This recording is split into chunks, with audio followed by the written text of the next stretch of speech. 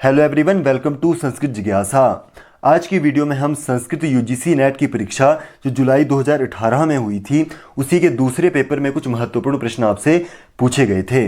उन्हीं महत्वपूर्ण प्रश्नों पर आज हम विस्तृत चर्चा करेंगे। आप वीडियो के साथ लास्ट तक बने रहें। तो चलिए वीडियो को शुरू करते हैं। विद्यारम्भं करिष्यामि सिद्धे भवतु मे सदा। आज का हमारा पहला प्रश्न है शांखायन शाखायाः संबंधः वर्तते। तो शांखायन शाखा का संबंध है ऋग्वेद से, तो इसमें आपका ऑप्शन नंबर बी जो है सही उत्तर इसका हो जाएगा। और बात करें ऋग्वेद की शाखाओं की, तो पतंजलि के मत में ऋग्वेद की 21 शाखाएं थी, जिनमें से शाकल, वाष्कल, आश्वलायन, मांडुकायन और शांखायन, यह 5 शाखाएं अभी समुपलब्ध हैं। तो यदि परीक्षाओं में आपसे पूछा जाता है कि पतंजलि के मत में ऋग्वेद की कितनी शाखाएं थी, तो उसमें आ जाएगा 21, और कितनी शाखाएं हैं तो उसमें आ जाएगा 5। तो अगला प्रश्न है द्राह्यायण शौच सूत्रम कस्य वेदस्य विद्यते। तो द्राह्यायण शौच सूत्र का संबंध आता है सामवेद से, तो इसमें आपका ऑप्शन नंबर डी जो है सही उत्तर इसका हो जाएगा। इसके अतिरिक्त सामवेद के 4 शौच सूत्र ग्रंथ है, जिसमें आते हैं आर्षेय शौच सूत्रम, लाट्यायन शौच सूत्रम, द्राह्यायण शौच सूत्रम और जैमिनीय शौच सूत्रम। तो यदि आपसे पूछा जाए कि सामवेद के कितने शौच सूत्र है तो उसमें आ जाएगा 4। तो अगला प्रश्न है एतद्वचो जरितर्मापि मृष्टा आयत्ते घोषानुत्तरा युगानि इति मंत्रांशो वर्तते। तो यह मंत्रांश लिया गया है विश्वामित्र नदी सूक्त से, तो इसमें आपका ऑप्शन नंबर सी जो है सही उत्तर इसका हो जाएगा।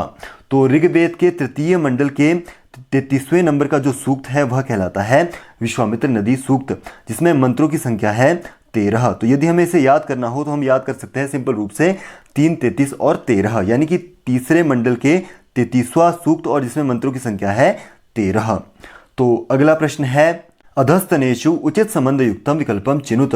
तो इनमें से आपको सही संबंध वाला विकल्प चयन करना है। तो इसमें दिया है योरंध्रस्य चोदिता यह कृशस्य इंद्र देवता। तो यह बिल्कुल सही है, क्योंकि यह जो मंत्रांश है यह इंद्र सूक्त से लिया गया है, जिसके देवता है इंद्र देवता।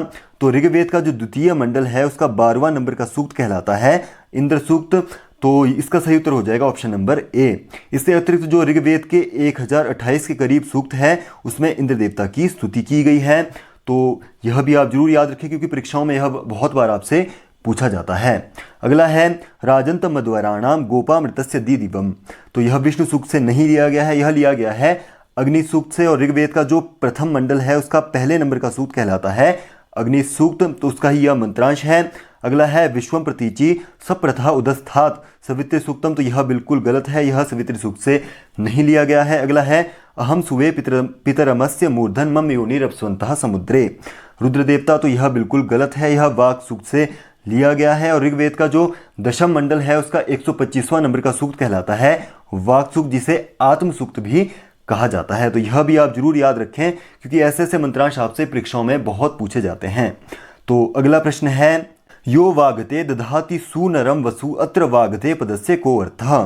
तो यह जो मंत्रांश है यह ऋग्वेद के पहले मंडल के 40वें नंबर के सूक्त से लिया गया है, और जिसमें जो वागते पद है उसका अर्थ होता है यज्ञकर्ता या यजमान। तो इसमें आपका ऑप्शन नंबर ए जो है सही उत्तर इसका हो जाएगा। अगला प्रश्न है नामाख्याताभ्याम युक्ता अपि उपसर्गाः वाचकाः भवन्तीति कः मन्यते। तो यह मत था गार्ग्य का, तो इसमें आपका ऑप्शन नंबर डी जो है सही उत्तर इसका हो जाएगा। तो अगला प्रश्न है वेदेष्वेव प्रयुज्यते प्रत्यय इति अध्यय। तो इसमें आपका ऑप्शन नंबर 1 जो है यानी कि ए इसमें सही उत्तर इसका हो जाएगा। अगला प्रश्न है यस्मान् न अर्यते विजयन्ते इत्यत्र यस्मात् पदेन कः गृह्यते। तो यह जो मंत्रांश है यह ऋग्वेद के इंद्र सूक्त से लिया गया है, और ऋग्वेद का हम पहले भी बात कर चुके हैं कि ऋग्वेद का जो द्वितीय मंडल है उसके 12वें नंबर का सूक्त कहलाता है इंद्र सूक्त। तो इसमें यदि बात करें यस्मान पद, तो इसमें से ग्रहण होता है इंद्र का, तो इसमें आपका ऑप्शन नंबर सी जो है सही उत्तर इसका हो जाएगा।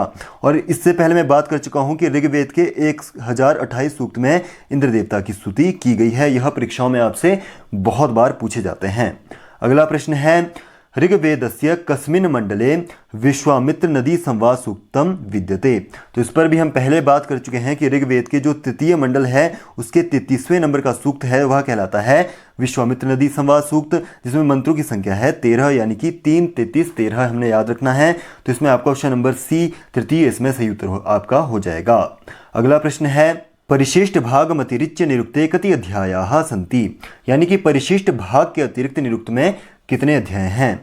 तो निरुक्तकार हैं यास्काचार्य, जिनका समय काल आता है 700 से लेकर 800 ईसा पूर्व। और बात करें निरुक्त की, तो निरुक्त जो है निघंटु की ही टीका है, जिसमें कि वैदिक शब्दों को सूचीबद्ध किया गया है, जिसमें कि मुख्य रूप से 3 कांड है। पहले कांड का नाम है नैघंटुक कांड, जिसमें कि पहले 1 से लेकर 3 अध्याय इसमें वर्णित किए गए हैं। फिर दूसरा कांड आता है नैगम कांड, जिसमें कि 4 से लेकर 6 यानी कि इसमें भी 3 अध्याय वर्णित किए गए हैं। अगला आता है तीसरा कांड का नाम है दैवत कांड, जिसमें कि 7 से लेकर 12 यानी कि यह 5 अध्याय इसमें वर्णित किए गए हैं। तो इसमें टोटल अध्याय हैं परिशिष्ट को छोड़कर 12, तो इसमें आपका ऑप्शन नंबर डी जो है सही उत्तर इसका हो जाएगा। इसके अतिरिक्त में जो 2 अध्याय हैं वह है परिशिष्ट भाग, यानी कि यदि टोटल पूछा जाए तो इसमें टोटल अध्याय की संख्या है 14, और यदि परिशिष्ट को छोड़ दें तो इसमें अध्याय आ जाते हैं 12। तो अगले प्रश्न की ओर बढ़ते हैं। प्रचोदयात इति कस्मिन् लकारे रूपम अस्ति। तो प्रचोदयात जो है यह रूप चलता है लेट लकार में, और आपको पता होगा कि जो 10 लकार है वह लौकिक संस्कृत में चलते हैं, और जो एक हमारा लकार है यानी कि लेट लकार है वह चलता है सिर्फ वैदिक संस्कृत में। तो इसमें आपका ऑप्शन नंबर डी जो है सही उत्तर इसका हो जाएगा। अगला प्रश्न है सजातो अत्यरिच्यत इत्यत्र सहपदेन कह गृहीते। तो यह जो मंत्रांश है यह पुरुष सूक्त से लिया गया है, और जो ऋग्वेद का 10वां मंडल है उसमें जो 90 नंबर का सूक्त है वह पुरुष सूक्त कहलाता है। और बात करें यहाँ पर जो सहपद है उससे ग्रहण होता है पुरुष का, तो इसमें आपका ऑप्शन नंबर बी जो है सही उत्तर इसका हो जाएगा। तो यदि इसमें मंत्रों की बात करें तो इसमें मंत्रों की संख्या है 16, तो यह भी आप जरूर याद रखें। अगला प्रश्न है वैदिक ग्रामर इत्याख्यस्य ग्रंथस्य प्रणेता वैदेशिको विद्वान कह। तो जो वैदिक ग्रामर है उसके एक वैदेशिक विद्वान थे जिन्होंने लिखा था ए मैकडॉनल्ड, तो इसमें आपका ऑप्शन नंबर सी जो है सही उत्तर इसका हो जाएगा। अगला प्रश्न है सामवेदीयाः षड्ज मध्यम पंचम स्वराः कतमे त्रैस्वर्य स्वरे अंतर्भवति।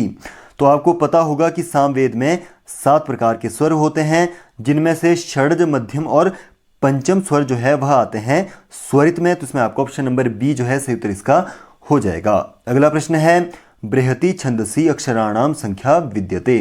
तो बृहति जो छंद है यह एक वैदिक छंद है, जिसमें 4 पाद होते हैं। पहले पाद में अक्षरों की संख्या होती है 8, दूसरे पाद में भी अक्षर की संख्या होती है 8, तृतीय पाद में अक्षरों की संख्या हो जाती है 12, और जो चतुर्थ पाद है उसमें अक्षरों की संख्या होती है 8, यानी कि इसका टोटल हो जाता है 36। तो इसमें आपका ऑप्शन नंबर सी जो है सही उत्तर इसका हो जाएगा। अगला प्रश्न है दर्श पौर्णमासेष्टि यागे अनुयाजानाम संख्या विद्यते। तो दर्श पौर्णमास जो यज्ञ है उसमें अनुयज्ञों की संख्या हो जाती है 3, तो इसमें आपका ऑप्शन नंबर बी जो है सही उत्तर इसका हो जाएगा। और यह जो यज्ञ है यह अमावस्या और पूर्णिमा के दिन किया जाता है, और यह यज्ञ 30 मास पर्यंत चलने वाला यज्ञ होता है। तो यह भी आप जरूर याद रखें। अगला प्रश्न है वृक्षस्य न तु पुरुहुतः वयाः इत्यत्र नु विद्यते। तो यहाँ पर जो नु पद है उसका अर्थ होता है उपमार्थीय का, तो इसमें आपका ऑप्शन नंबर ए जो है सही उत्तर इसका हो जाएगा।